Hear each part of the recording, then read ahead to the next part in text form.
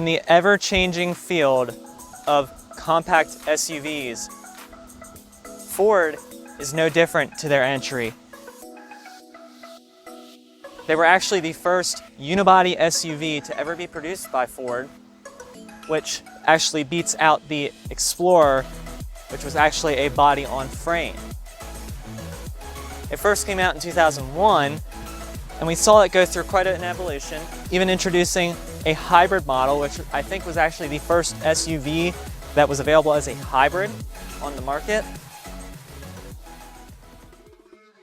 Then came the second generation that had still kept the boxy design, and that stuck around from 2008 to around 2012-ish.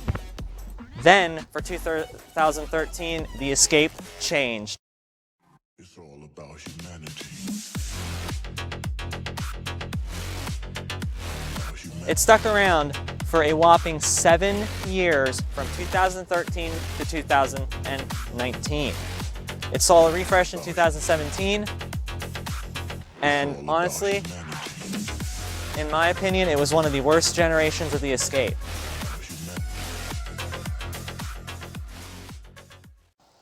But now, I'm here sitting right next to the brand new 2020 Escape Titanium, absolutely fully loaded, and I now have the chance to actually review one of these things.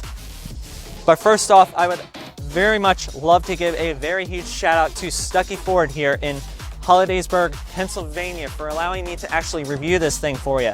I will leave their inventory down below, as well as the salesperson that actually helped me out and is also going to hook me up with driving this thing, so I can actually give you guys a more in-depth comparison between the 2019 and 2020 to see which one you guys should pick. So as I said, this is the 4th generation of the Ford Escape. You can see first and second generations actually had a boxy shape, where 2013 came around and the 3rd generation was introduced with a much more rounded, more European look to it. Now this 4th generation comes out and it still retains that 3rd generation look, but it looks a little bit less SUV-like and a little bit more lifted hatchback. So let's talk about competition. Ford stated in their videos, the Escape competes with 21 different competitors in the segment. Now I'm not going to list them all, because there's way too many. Main competitors: Chevrolet Equinox and the GMC Terrain twins. You also got the Honda CR-V, Hyundai Tucson, the Jeep Cherokee, Kia Sportage, Nissan Rogue, Subaru Forester, Toyota RAV4, and the Volkswagen Tiguan. Now, I'm going to give you guys pretty much a sum up of what I thought of the 2019 SEL. I really did not like it. I really had nothing positive to say other than there was quite a bit of room for the car and its size. But I'm coming into this one with low expectations, but I do believe that the Escape here, this 2020 model, might actually eke out a pretty good victory over the 2019. So let's go ahead and let's go talk about the Escape. So for 2020, Ford has 5 different trim levels for the Escape. You start off with the base S that starts at $24,885, which represents a $780 price increase. Then you've got the second level SE model, which is probably going to be the more popular pick among Escape owners and shoppers, and that starts at $27,095, which is a price jump of $595. There's a brand new trim, and this one is the SE Sport Hybrid. Yes, you heard that right, hybrid. The Escape is available as both a hybrid and a plug-in hybrid now, which the plug-in hybrid's a first for the Escape. That one starts at $28,255. Then you can jump up to the SEL, which was actually the one I reviewed for the 2019 model year, and that one jumps $560, whereas this fully loaded titanium trim starts at $33,400, which also has a price increase of $780. Now, if you want this 2-liter, you're going to have to pay for it. $37,000 plus. That's honestly a lot of money for this thing just to get the 2-liter compared to last year where the titanium got the 2-liter standard.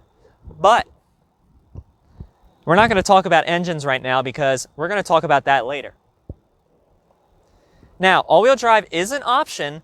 The 2.5 liter goes away, so now you're stuck with the 1.5 and the 2.0, as well as the hybrid variants.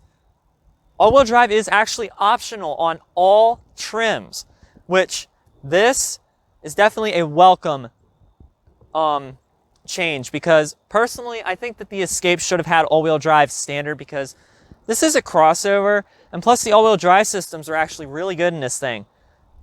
But now let's finally just go ahead and talk about the Escape, because there's a lot of differences now with this new Escape. So first off, let's talk about the front end of the Escape, because that's obviously the biggest change on the Escape. Well, actually the whole body. Here on this titanium trim, you get full LED headlights with this little LED running strip here. But what's the coolest and most unique feature is if you actually put the turn signal on, there's no separate light on this model. The actual LED strip down here actually turns into the actual turn signal. I think that is a very nice touch by Ford, and definitely it spruces this thing up. But one thing I do have to say, these headlights are absolutely massive. This is my whole hand for scale. I'm stretching it out as far as I can. My hand still could probably fit another half of mine coming back here. But looking at the front end of this thing, you can see this thing looks a little bit more like that Focus that just got redesigned. And personally, when I first saw this thing in pictures, I really did not like the look of it. I thought it was really ugly. Now that I see this thing in person, it actually doesn't look half bad. Now, I said the same thing about the Explorer, but personally, I'm still kind of trying to like the Explorer styling. I think this thing actually grew on me pretty quick. So like I said, full LED headlights on this model. Surprisingly, this kind of has a little bit of GT vibes in it, because it has kind of a dual projector setup, front and bottom here, with 2 headlight clusters. Now, I think that the lower models might only just get LED low beams as standard. This one comes with LEDs all around. Also, new for the Escape, LED fog lights. Nice touch by Ford. Here you can see that the Ford emblem moves up here instead of actually closer up here, which means that the hood is a little bit more tapered down towards the front edge, which means this thing should have some pretty darn good aerodynamics.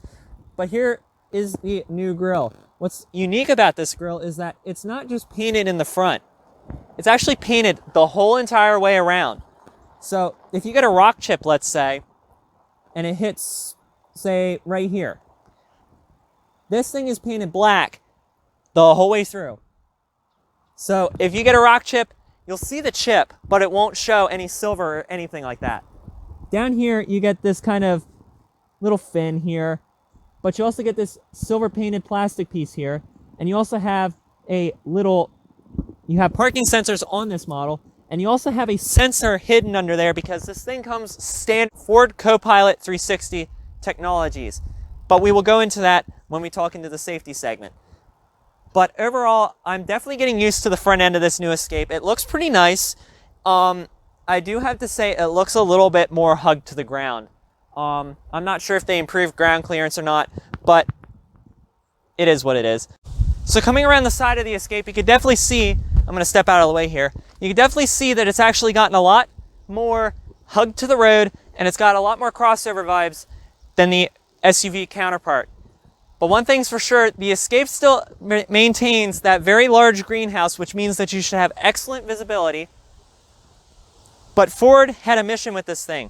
They wanted to make it longer, wider, but they also shrunk the height just a tiny, tiny bit, because they actually are introducing a more boxy SUV that people are actually considering being called the Baby Bronco, which will actually get the boxy styling, and it will mainly compete towards the two-door Wrangler, some of those kind of more off-road oriented SUVs, maybe like a Honda Passport, not exactly sure. The Escape grows in length 2.4 inches up to 180.5. Wheelbase also stretches just about an inch to 106.7 inches, and the height actually shrinks just a tiny bit. It was at 66.3, but now it's at 66.1. My main guess is because these roof bars here have become a little bit more slimmer and a little bit more aerodynamic to help smooth the airflow out of this thing. But definitely around the side of the Escape, you can definitely see there's not very many body lines. There's this big, gigantic kind of, I don't want to call it a bulge, but it's rounded and it looks nice. There's really only this hard body line right down here that comes with this kind of requisite cladding here, that this part actually has a little bit of a stylistic touch. So the Escape here on this trim has an LED accent and turn signal. These are not power folding, but they have blind spot in them, so that's nice. But you can see that this has a whole window garnish right here, and also in typical Ford fashion, you have an Easy Fuel capless fuel filler. Now the Escape here, these are 19-inch aluminum alloy rims riding on 225 series tires, which I think that might be a little bit narrower than the previous generation, but I definitely think that it still will handle pretty nice because in typical Ford fashion, the suspension's firm, but the steering is actually pretty communicative.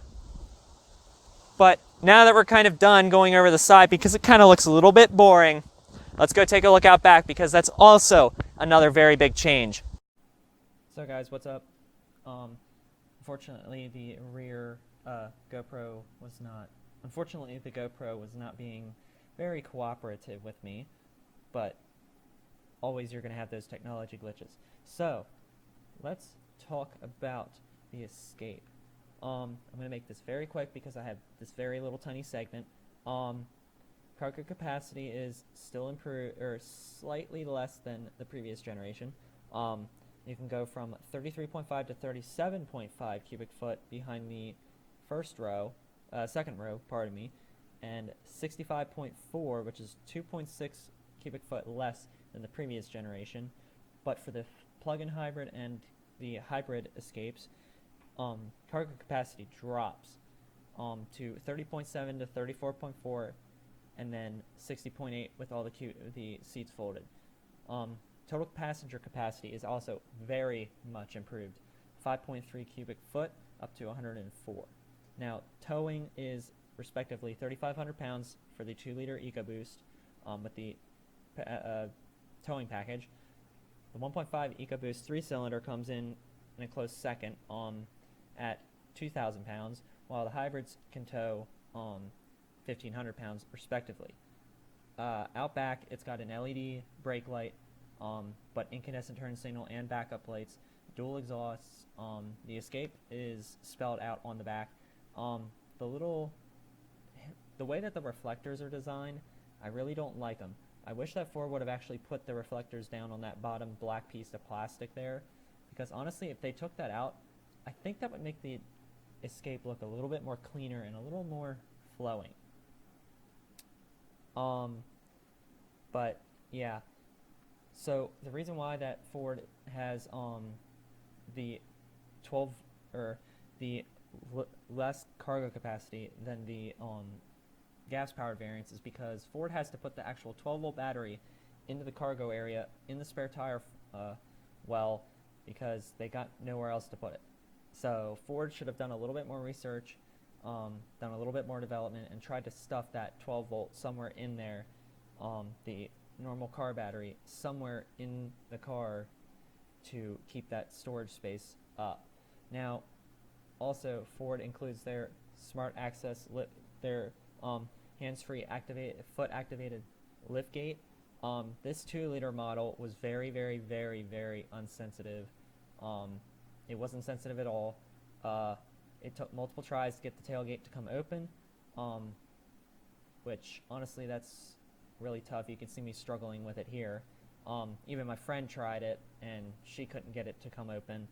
And it's honestly very confusing, but at least with the Escape and the towing package, you can get that feature also, because I think that they put 2 sensors on the sides of the tow hitch.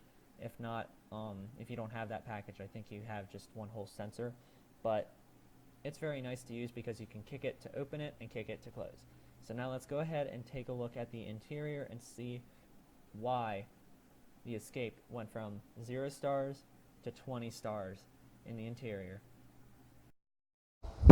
Okay, so now we are going to take a look at the interior of the 2020 Escape and see if it changed quite a bit. And first off, we're going to look at the key fob. This is the same Ford key fob that they've been using for many years.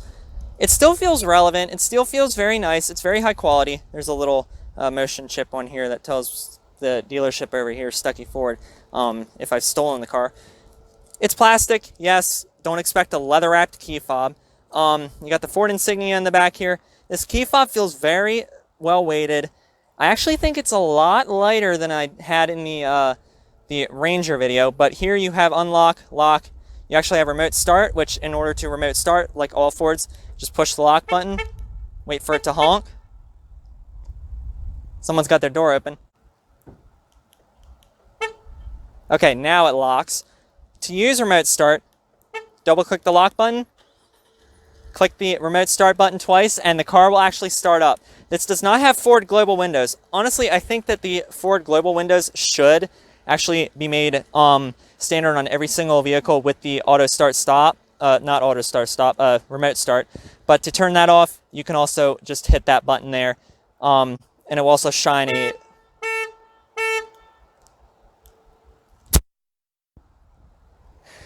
Oh my goodness. Anyway, there's also the trunk release and the panic button. But since this Escape Titanium comes with remote access here, you can come up to the door handle. You see this little red portion? Push it and it should lock the car. Not sure why it's not working. But you can also come into here and pull on the door handle, which the door handle feels very nice. But oh, it did. I didn't hear it. But anyway, take a look at this interior because it's pretty nice in here. And it's a lot different than the previous generation. So now I'm going to take a seat in this thing. This thing has leather seats. And first things first, the position, it feels a lot lower than the previous generation. And like, I kind of actually like that. And also the door actually extends the whole way down the door. So, you don't get your pants dirty, but shutting the door, it sounds pretty solid now, but there's still a little bit of rattle in the chassis, but I'm kind of nitpicking. But since it's starting to get pretty sunny out, we are going to actually start the car up. So make sure you have the key fob in your pocket or purse, or put it somewhere like in the cup holders here. And this is a very odd placement, and I really don't like it. Put your foot on the brake and press the start button.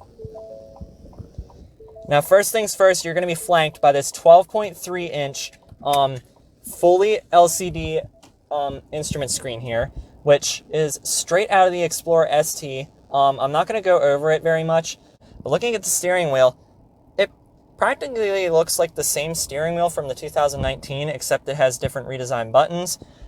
Here controls all your safety systems, your cruise control, your cancel button for cruise control. You also got lane centering, adaptive cruise control, set the distance, set your cruise control, which, funny enough, this thing has got a lot of safety technology, but here's some multimedia buttons as well as right there. Right here, this button controls a heads-up display, which I'm going to turn that on. And funny enough, this is actually projected onto a screen here, which I find very nice. I'm not sure how well you guys can see that. I kind of don't like it. I wish it was actually projected onto the screen up top, or the window. But I do have to say, this is very nice. But the cool feature is that when you turn this thing off, it starts off slow and then it comes in. Check this out. There's actually a cover that goes over the heads-up display, so the heads-up display does not get dirty or scratched or anything like that. I like that. Good thinking, Ford. But now that I'm going to come through here and turn that down because I'm absolutely warm in here. The steering wheel is leather wrapped. It's got thick 10-2 bolstering. This one comes with paddle shifters. Now, I do not like the way that the paddle shifters work. They do respond in, when you want to upshift, but they seem to not want to downshift. I'm not exactly sure why Ford is kind of limiting you on downshifting and such, but I gotta say, the steering wheel has just a little bit of gloss black, which I kind of like. I think it's a kind of nice contrast, but it does look exactly the same as the 2019 model, save for all the buttons here, which doesn't feel cluttered at all. Still, you get the normal Ford switchgear and such. You got the lane keeping assist and lane departure warning. Let's go back here. Coming around the interior materials, this piece on the top is soft touch here.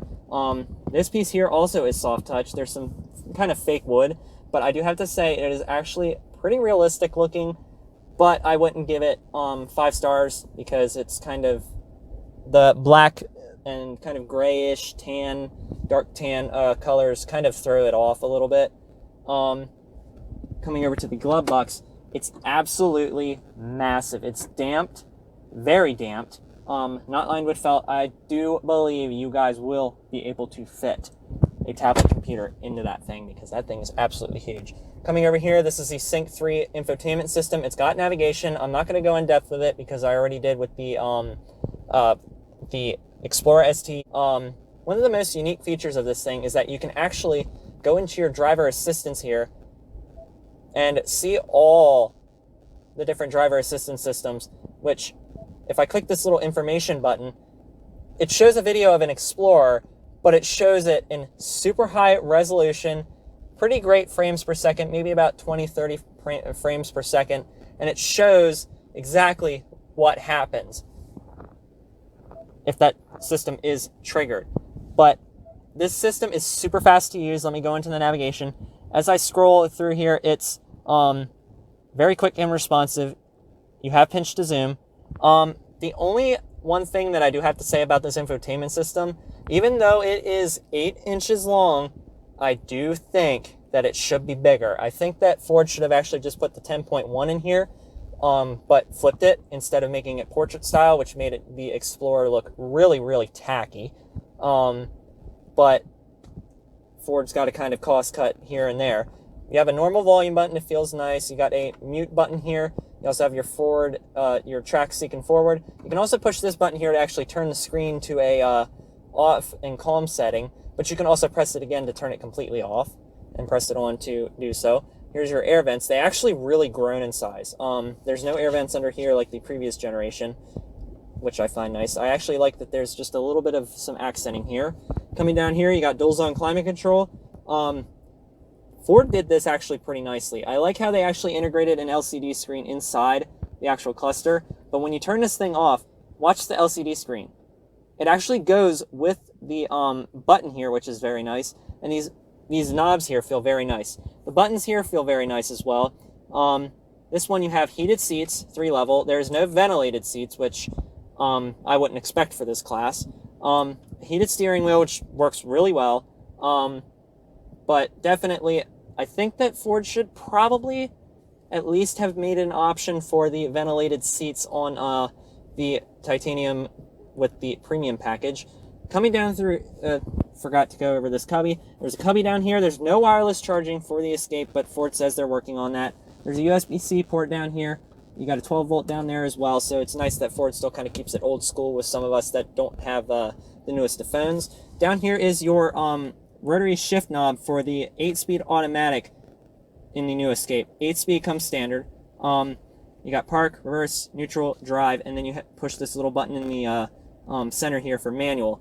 What is kind of funny is that if I open the door, this one actually put the car back in park. When I was driving this and first exploring with this and kind of going over and seeing some of the quirks and stuff, this thing did not actually go into park. But we're going to see if this thing actually does the swivel-roo on its own. It actually does, which I think that is absolutely awesome. It automatically will put yourself in park when you open your door and you're still in drive. Here's your electronic parking brake. You got your auto hold, which is kind of a funny feature to see.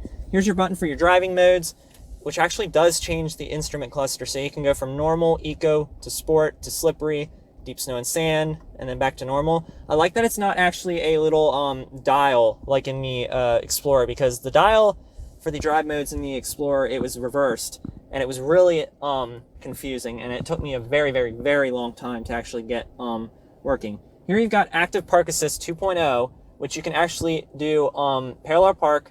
You can also back into a parking spot, as well as pull into a parking spot. That's parallel park, that's park out. Down here you got auto start stop off, the auto start stop deactivated switch. Turn your parking sensors off. Here's your center console here. It's very, very padded. It's leather. It's stitched.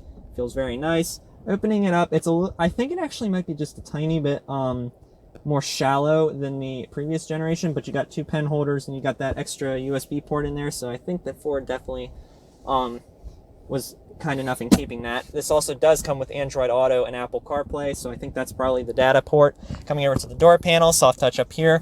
This is also an interesting touch in the Escape. I'm not sure if it's coming out for you guys, but there's tiny little diamonds ribbed into the soft portion of this thing. My friend Amber says it looks weird. I actually think it kind of spruces this up a little bit. Ford definitely did not have to do this, but I do see why Ford decided to do that, to kind of add some contrast in this thing. You got a center console here, or a center armrest here. It's very thick and very padded. Your door handle actually goes the whole way around, so it feels nice. Auto up-down windows for all 4 windows. But here's your power mirror controls. They're a button, they're not a switch. Coming over here, there's your here's your lock button actually, coming over here. Lock and unlock. You got 3-person memory seats on this trim. I really love what Ford actually did with the door handles. The lock here is actually chrome plated, and the door handle is also chrome plated. They are absolutely fitted amazingly well. I am really surprised that it's actually fitted so well, because these are actually the first Escapes going out. They literally, Ford dealers literally just got them. So you think that they'd have quality issues. Well, some of the pieces here kind of don't line up, but I really just love how easily that line lines up, and I really love the door handle, and I love the door lock, because if you actually pull on it here, surprisingly, it's kind of hard to actually do so. But I really do like the way that this door lock feels, and it's very nice. Of course, you got your hard touch plastics down here. You got a cubby down here. It's smaller than the old Escape. That's one thing I wanted to mention. But it still has your normal bottle holder. You still got some extra storage in here, as well as down there. Here you got a Bang & Olufsen sound system, 10 speakers with a subwoofer.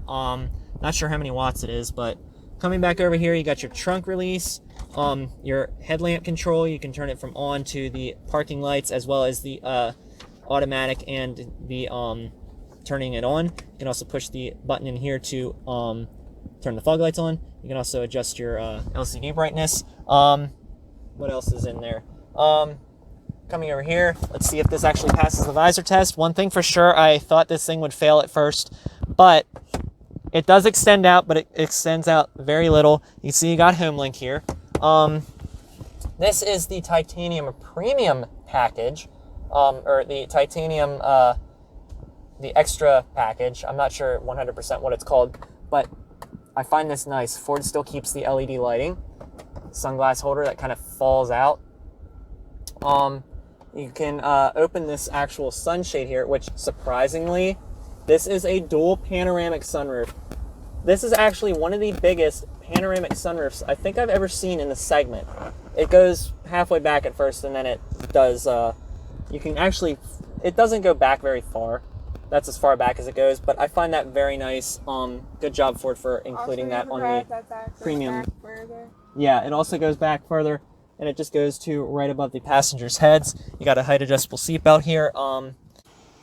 I think you have like a 10-way power adjustable driver's seat with 2-way lumbar. I think you also get like 8 or 10 ways on the other side, on the passenger side. Not exactly sure.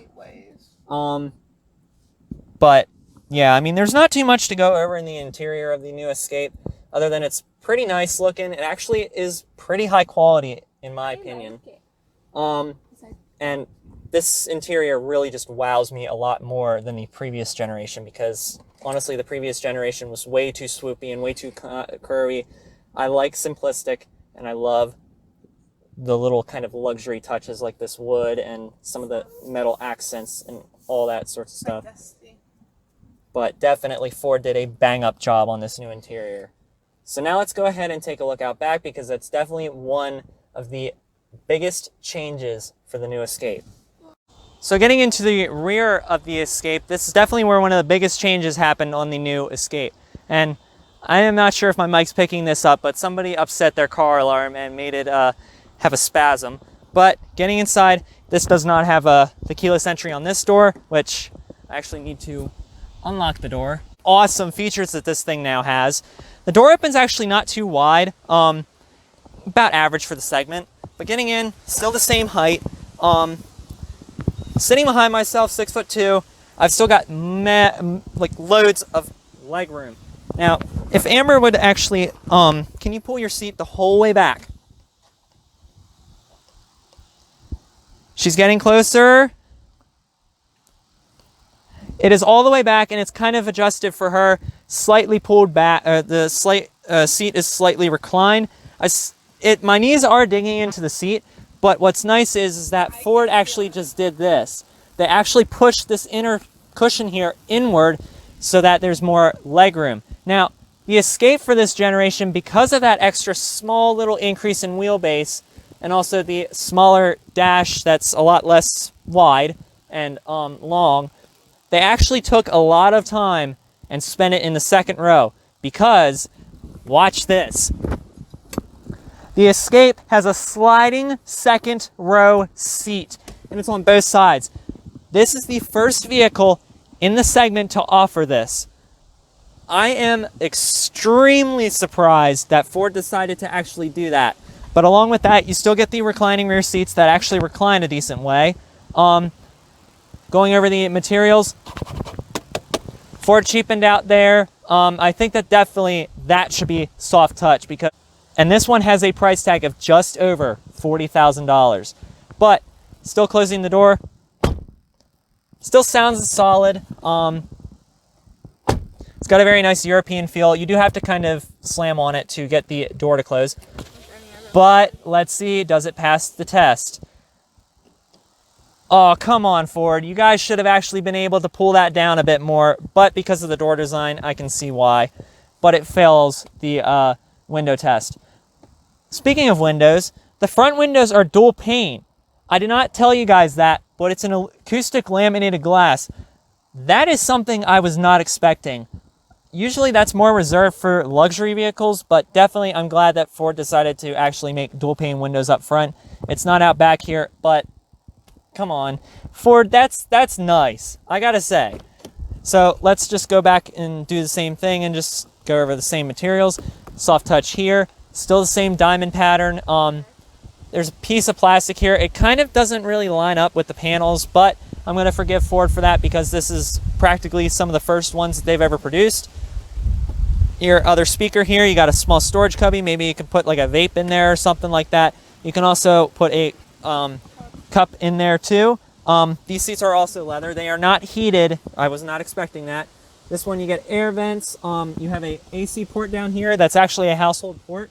So if you wanted to plug your toaster in here, not that you probably want to eat breakfast in here with a toaster in your car, but for some of them that are a little bit redneck, you can always do that. Screw you! But anyway, if you're a little bit strange like that, you can always just plug something in. If you need to plug your laptop in because you use this thing as your office and you have a chauffeur or whatever, you can always do that. There's a mat pocket behind the passenger seat. It does not show up on this side.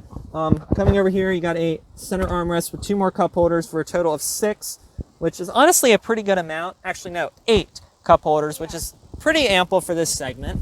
Coming over to the center seat here, there's a hump in the floor, which I kind of expected.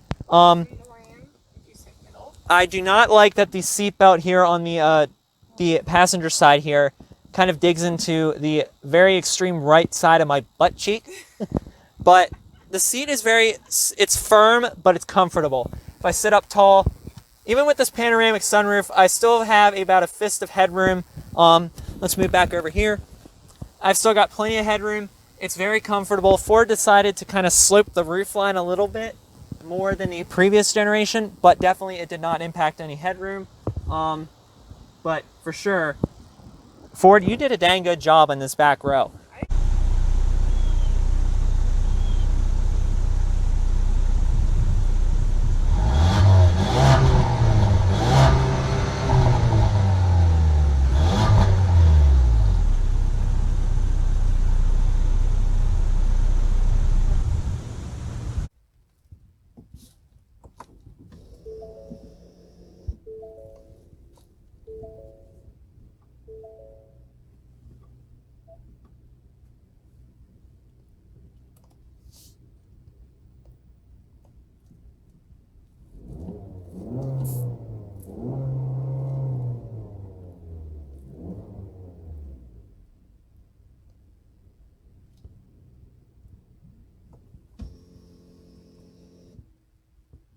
The hood release, you actually have to pull it twice, which I think is nice. So definitely you don't have to fiddle around with the handle.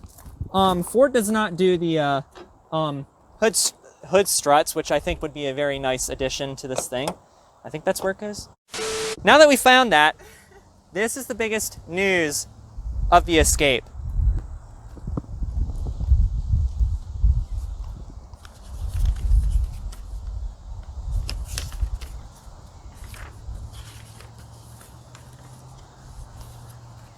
I like how this is see-through. Under the hood of this one is a 2-liter EcoBoost turbocharged 4-cylinder with 250 horsepower and 280 pound-foot of torque. If this engine sounds familiar, it was in the previous generation, but it only offered 245 horsepower and 275 pound-foot of torque. But, guys, the Escape drops the 2.5-liter Duratec inline-4 that was found in the base S model, and it changes it out for a new 1.5-liter turbocharged EcoBoost 3-cylinder. Guys, you heard that right. This Escape has 3 cylinders as an engine option. Also, what's even more surprising is that that 3-cylinder comes with cylinder deactivation that can delete 1 cylinder and run only on 2 cylinders when it needs to improve fuel economy. I'm not sure if this 2-liter EcoBoost comes with that. I will have to look that up for you guys. I also kind of find this funny. The actual pad here for the engine cover is actually foam. So it's kind of like a Volvo, you know, kind of copy off. But that 1.5-liter EcoBoost 3-cylinder is no slouch. It makes 181 horsepower and 190 pound-foot of torque. The 2-liter and the 1.5 are both direct injected and turbocharged, as I said. The 1.5 EcoBoost is available in front-wheel drive or the intelligent mechanical all-wheel drive. But the 2-liter EcoBoost inline 4-cylinder is actually only available with the intelligent 4-wheel drive. I think that's kind of nice, but I think that Ford should have actually just made all-wheel drive standard on the Escapes. But the biggest news under the hood, the Escape Hybrid is back, and for the first time ever, the Escape is getting a plug-in hybrid variant. But the hybrid variants stay with the same 2.5-liter Atkinson cycle inline 4. It's naturally aspirated.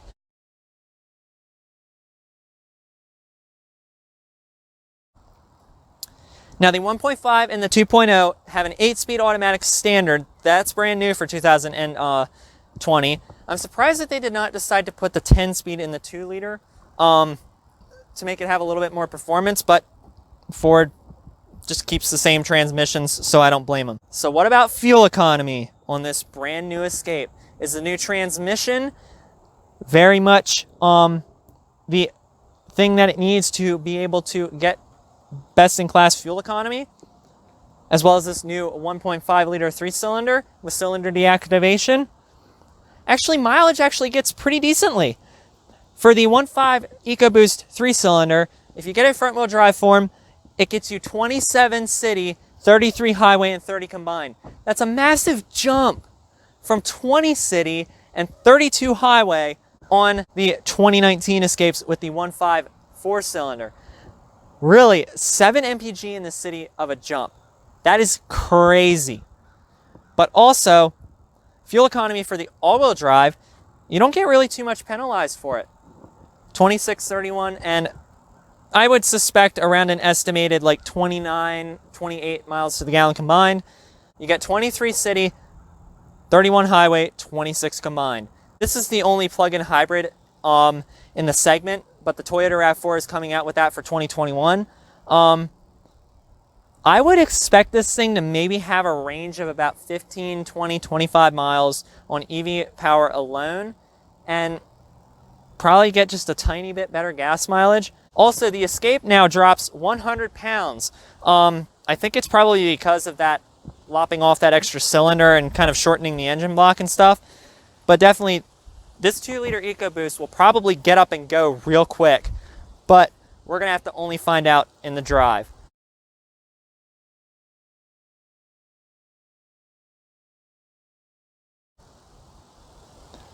But now that we have finally gotten done taking a look at the engine of the Escape, why don't we go ahead and talk about safety? Because, again, like the Explorer, the Escape really took a jump. So guys, the new Escape comes with very much improved safety. If you guys can recall, I really doused gasoline on the previous generation Escape because it came with pretty much no safety features at all. Well, this new 2020 Escape is much different.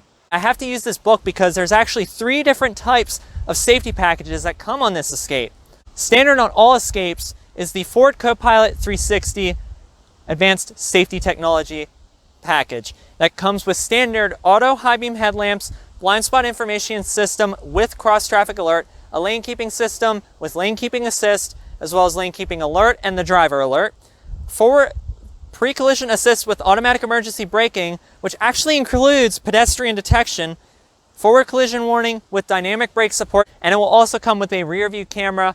I do have to say, one of the negatives of this thing, that the rear view camera is not a very high resolution one. It's very blurry, so I think Ford could have done a little bit more work on that. But then we step up to the Ford Co-Pilot 360 Assist. It's available on the SE and SEL models, and that adds adaptive cruise control with stop and go and evasive steering assist. That is a first for the segment. Then it also includes the Sync 3 voice-activated touchscreen navigation system. But on the titanium trim only, you get Ford Co-Pilot 360 Assist Plus. That adds, on top of the Co-Pilot 360 and the Co-Pilot 360 Assist, adaptive cruise control with stop and go and lane centering, again, class exclusive evasive steering assist, and the voice activated touchscreen navigation system. Practically, the Escape can almost drive itself now, but that's a very far cry from the previous generation, and honestly, I'm really glad that Ford decided to actually put safety as one of their top priorities on this new Escape. Which also, by the way, I doused the Ford Escape from 2019 for only earning an acceptable rating on the driver's side small overlap, while on the passenger it earned the worst out of the vehicles tested of a poor rating. Personally, I think this Escape will probably get a good on the driver's side and an acceptable at least on the passenger side. I haven't seen these things out on the road with the LED lights, so I cannot give a preliminary predicted headlight rating, but based on some of these Ford models that have all these LED headlights, they have excessive glare, so I don't think that the Escape might be very good with the headlight rating, so it might just have to settle with the top safety pick, but we will not know until IIHS, the Insurance Institute for Highway Safety, gets this in and crash tests it. But I think that definitely it will be a lot safer than the previous generation. So guys, with me absolutely coming off very unimpressed with the 2019 Escape, I have to say it's a total opposite for the 2020 Escape. Actually, Ford, I think you did a better job than you did with the Explorer. And I absolutely liked the Explorer ST, and I made it actually one of my vehicles that I would purchase if I wanted a smaller family but still needed a lot of cargo space. This Escape is no different. I think if I have to say buy it, lease it, rent it, or run like hell, personally I'd say lease it, because if you're going to get this model here, this titanium, and get the 2-liter, you're going to be paying a lot of money for it. And I think that Ford should definitely have made just the 2-liter standard and made the hybrid the available option, but I can see why they did it, because the titanium hybrid is like $4,500 to $5,000 cheaper with this, or compared to this, because it requires 401A instead of the 400A that the Escape has. But definitely, if you're going to buy a lower model Escape, buy it, because this thing takes a very, very, very, very huge jump in the terms of safety and predicted reliability, as well as exterior design, interior design, technology, all that sorts of stuff. This was definitely well needed for Ford, and it definitely takes the Escape and makes it jump into the 21st century and makes it competitive with some of the segment leaders, such as the Toyota RAV4, Nissan Rogue, which is pretty much going to be dying off soon if they don't redesign it. And also Subaru Forester, that's actually a really great car that actually stands at the top of many automotive journalists' lists. Definitely, I think the Escape would probably come at least second or third to the Toyota RAV4 and the Subaru Forester. But definitely, I'm a fan of this new Escape. I actually kind of like it.